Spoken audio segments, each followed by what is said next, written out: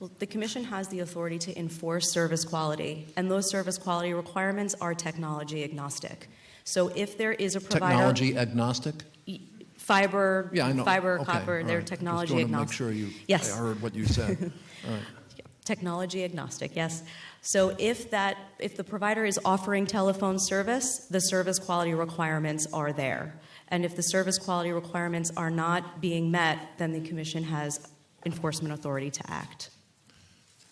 Yeah, but these service quality standards are somewhat limited in scope. Only a small percentage of the total customers actually have the mandated standards. At one point it was about 8% were the core customers, but that has diminished significantly over time.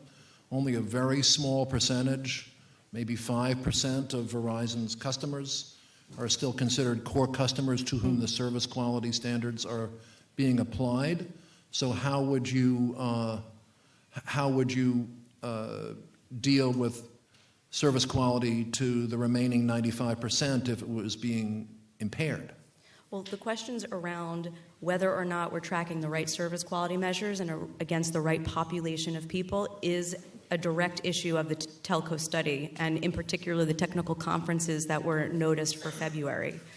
The service quality standards exist. We are currently applying them to core customers within Verizon's population. However, if we determine that that's no longer serving purpose, it is possible to expand that. So you're saying that if in the course of your review you believe that that a broader scope to the service quality standards is appropriate in order to assure adequate service, you would consider expanding or going back to the old standards where all customers had the service quality standards? Or applying or reporting and enforcing them for the full population of customers. Yes, we could make that recommendation. And is that particular issue going to continue to be the subject of your telecom studies? It is currently part of the telco assessment. And is there a particular schedule for the service quality aspect of your review? I don't have a specific schedule for that aspect of the telco study, although I can say that it is front and center at the technical conference that's been noticed for the end of February. If the copper network was retired and reduced or impaired, what actions could the Commission potentially take? So there's a provision of the Public Service Law that authorizes the Commission to direct any telco provider to make repairs and investment to the system.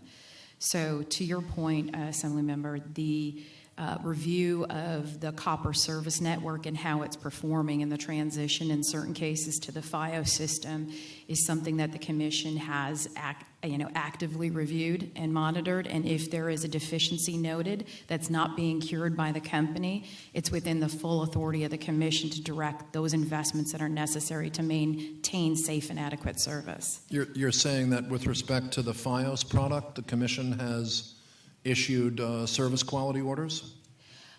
What I'm saying is, in fact, my colleague said it. It's the service quality requirements are technology agnostic. I know you like that word, but it is. And whether it's FiOS or it's copper, the key is they have to meet service performance standards. I personally attended both the City and Buffalo, New York hearings. You couldn't get two different views, but the theme was the same, and we hear it. It's the concern on the state of the copper system. It's the availability of the services offered when you do a conversion to fiber. All those things are before the Commission and fully within their capability to address should there be a deficiency that's affecting the safety and adequacy of telephone service. All right. Let me ask my colleagues if they'd like to ask questions. And go ahead, Mr. Schimminger. I shall be shorter than Mr. Brennan. 2014, in your testimony, you told us that regarding the merger in 2014, Governor Cuomo recognized that there were immediate steps that needed to be taken to advance high-speed broadband, et cetera, et cetera, et cetera. Hence, the legislation in 2014 requiring a new test for mergers, okay? To do it over again in 2014, might that test have been applied more broadly than what the governor wanted, to apply it only to the mergers? All right, I'll go to the next question. Something to think about. The result, of course, as Jim Brennan has so articulately pointed out, is that we end up with a two-tiered set of regulations. One tier based upon the public interest test, the other tier, sector, let's call it, that test has not been applied. And realistically, I think there will be two different sectors. FCC measures broadband. They measured it in 2015. You can look at the chart. DSL, Verizon, slow. Charter and Time Warner, pretty fast. Verizon Fiber, pretty fast. And with the merger, those two entities coming together as the new charter will be quite fast. So Jim's got a good point, I think, that we have a two-sector system. Where does this hearing, did you want to react to that? No. Where does this process go from here now? You've approved. Both parties have agreed, right? Mm-hmm. There was a lot of give and take in the proceedings as to what public interest meant, right? It goes to the FCC now for a final approval. Is that accurate? That's correct. What tests will they apply? Is that a fair question? I know you're not the counsel to the FCC.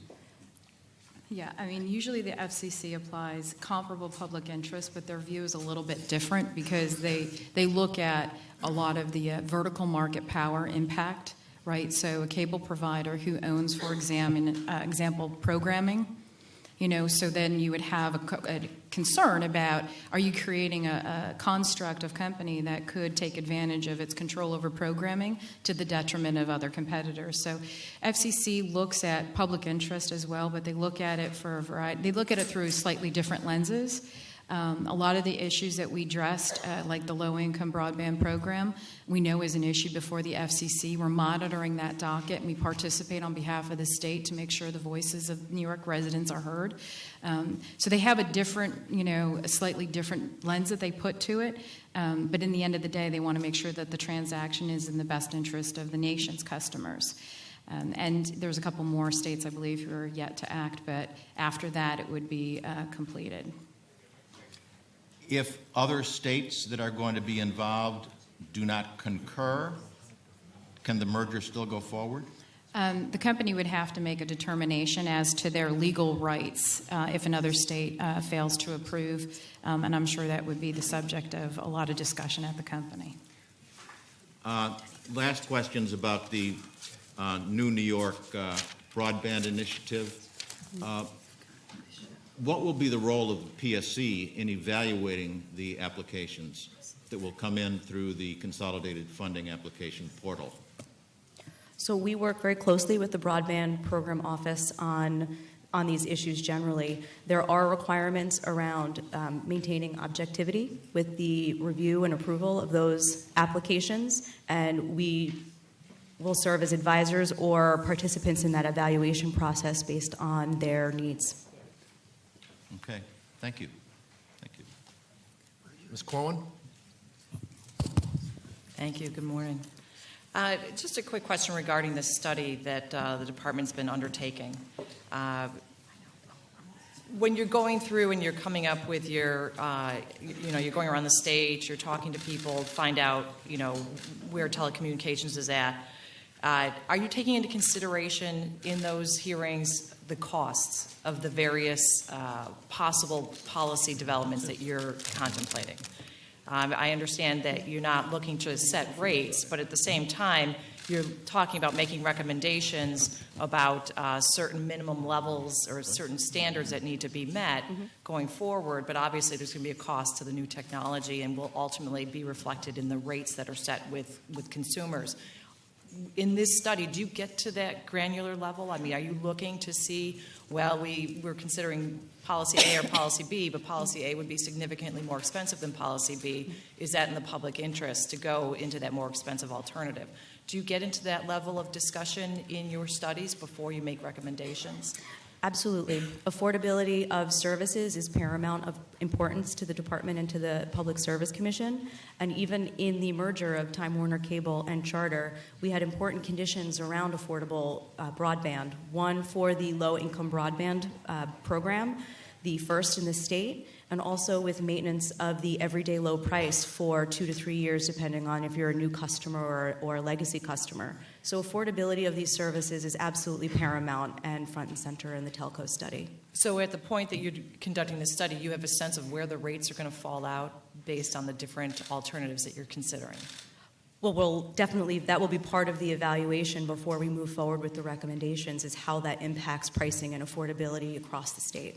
Okay, so you're operating with a sense of where the rates are going to be when you're still going out and talking to consumers, so you're getting a better sense of what the consumers are willing to pay as far as these new technologies go? Yes, that's part of the study. Okay, thank you. And just one other quick question. When you're conducting the studies as well, obviously this is for New York State, and you know the communications companies we're talking about operate outside of New York State as well. Are we taking into consideration the development in other states as far as rates are concerned? I know New York State, we always seem to come out on top with the highest costs.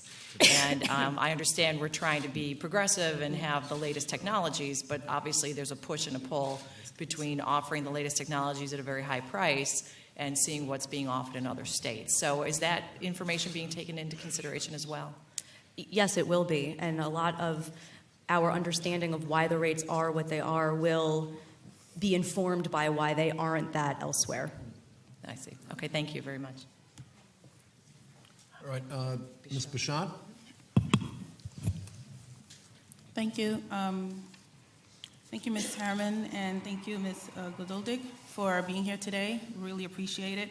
My name is Assemblymember Rodney Bichard, and it's really a pleasure to be here because I've been in the telecom industry for a while. I was an engineer serving Verizon, Cablevision as my clients, providing switches, telephone switches.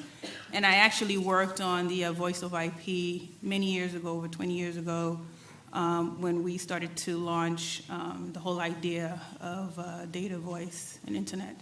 So it's really great to be here, and I just wanted to do two things. I wanted to have a statement, and then also I had a question for you.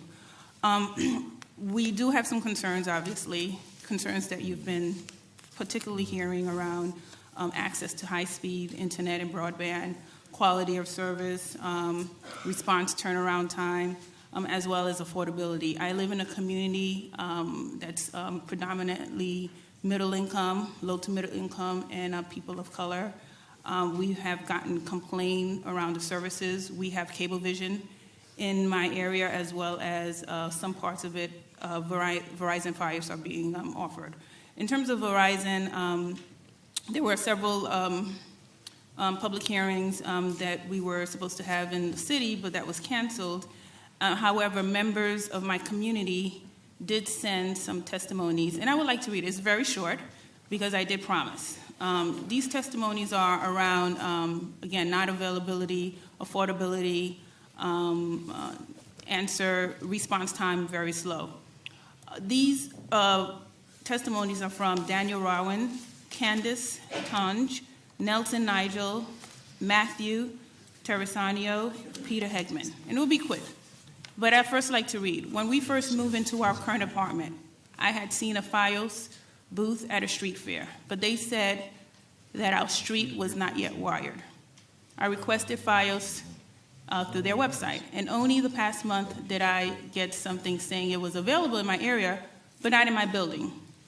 We live in a house, and our landlord would be receptive to Fios, but they have made no effort to be on an automated email 5 years later. Second testimony. I was told that Fios 3-in-1 package wasn't available in my area and would be told when it will be. That never happened, and I'm very disappointed because Verizon rates are much more affordable than Optimum. Another one.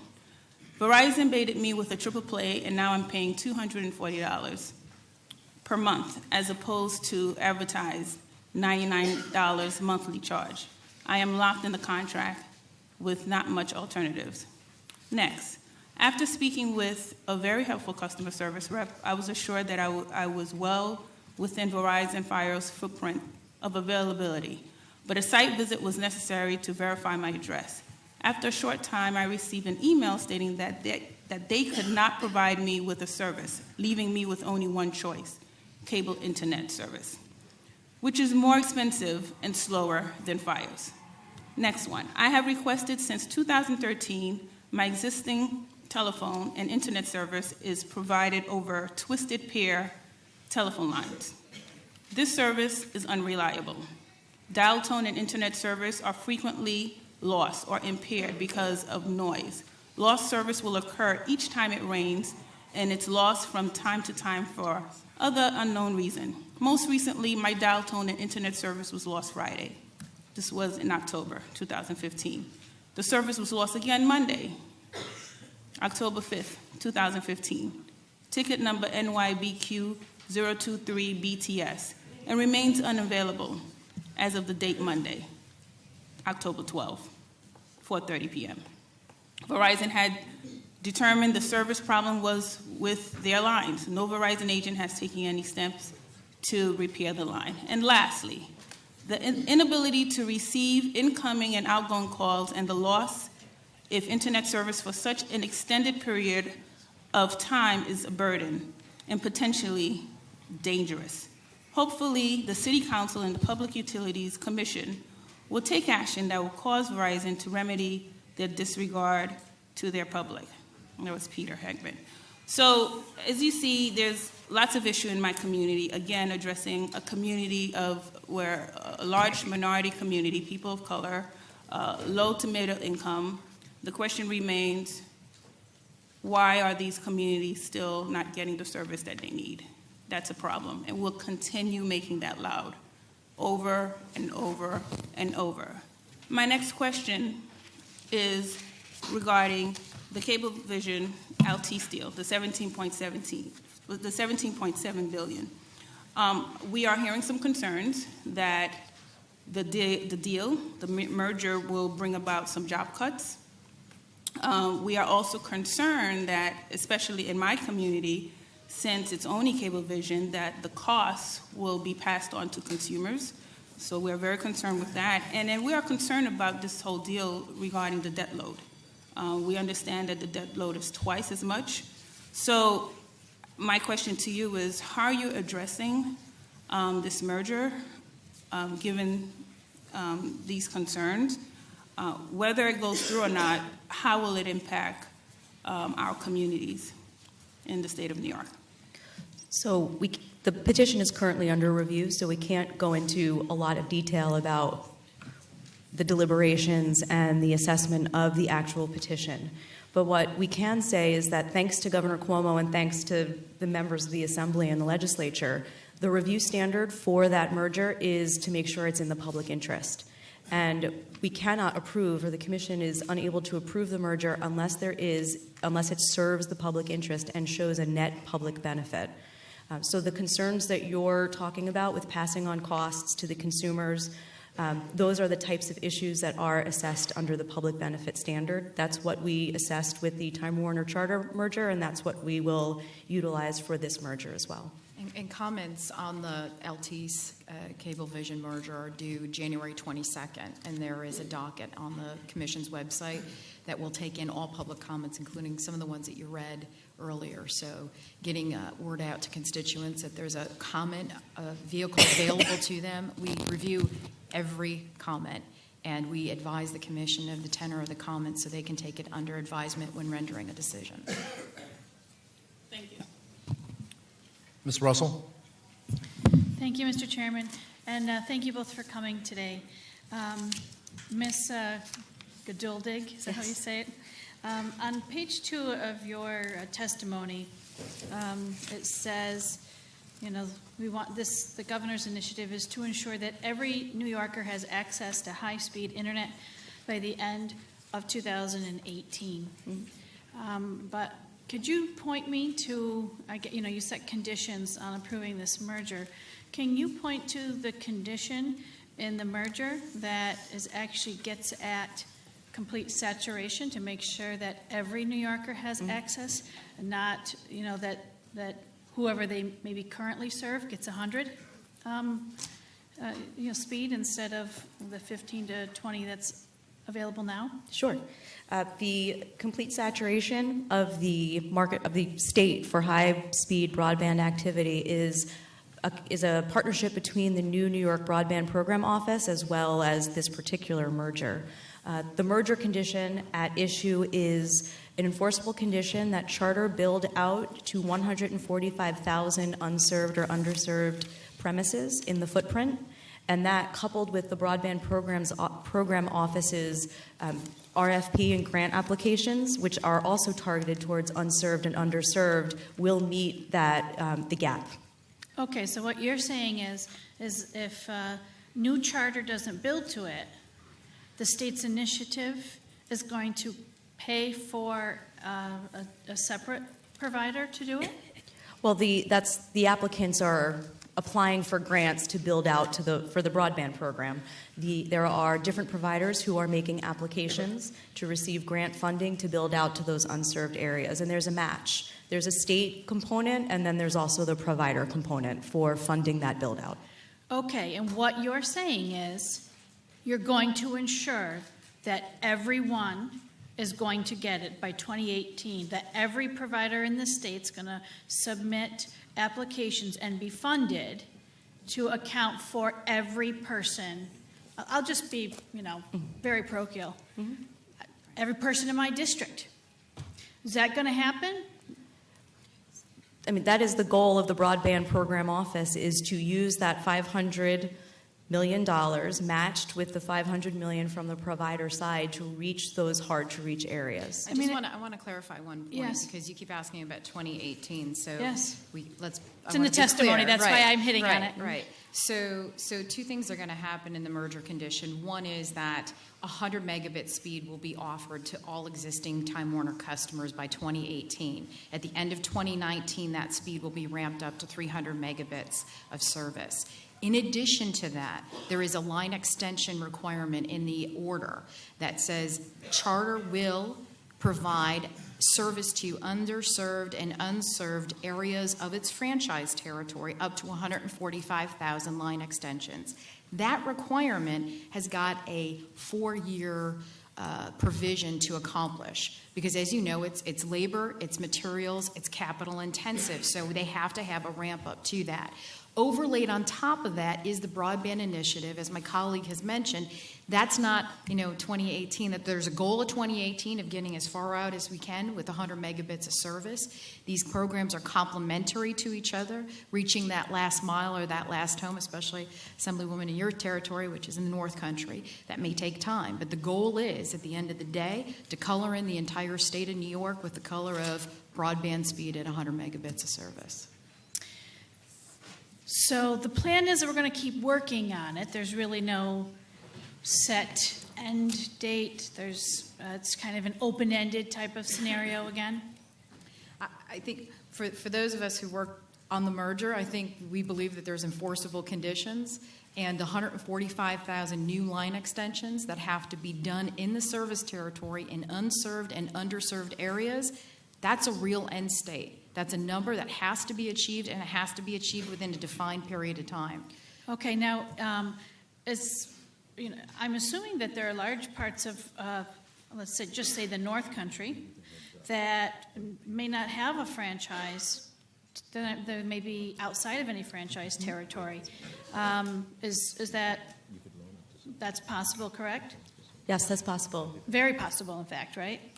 So is the governor's additional broadband program targeted at these territories that don't have a franchise? Is that part of how we're going to layer these on top of each other? This particular grant application is targeted towards the unserved and underserved portions of the state. So that would be someone without a provider at all, or not in a territory for this type of service? That is the type of area that is targeted by this round of funding. And I can't get into too much detail about the new New York Broadband Program Office. We work with them very closely, but I don't represent them. Okay. Was this a missed opportunity, this merger, to require that service be extended to everyone? I mean, we've talked about this is what telephone was back when telephone was required to meet everybody. I mean, it seems like a huge missed opportunity, particularly in upstate, which is served by Time Warner Cable, that we did not take the opportunity to essentially acknowledge that this should be, that every person should have access to this. The merger petition outlined the assets that were to be considered as part of the petition, and that included the franchise areas. So that's where our scope and our authority was limited to assessment of the assets that were on the table in connection with the petition. Okay. We talked about every kid ought to be able to have access to the internet to their homework at night. I know I represent very high poverty areas where a condition of that would be able to afford the physical device to actually hook up to access broadband. So many of my children and many members of my community have to go to the public library in order to access internet. Did we also miss an opportunity to support those community centers, such as libraries, to ensure that they could, right now I think they get free dial-up service, and that's pretty much what my libraries have, is free dial-up service. Did we take the opportunity to encourage these cable companies to give very cheap or free service to our places like our libraries? We did. One of the conditions of the merger was to deploy high speed to 50 community centers located in the franchise area.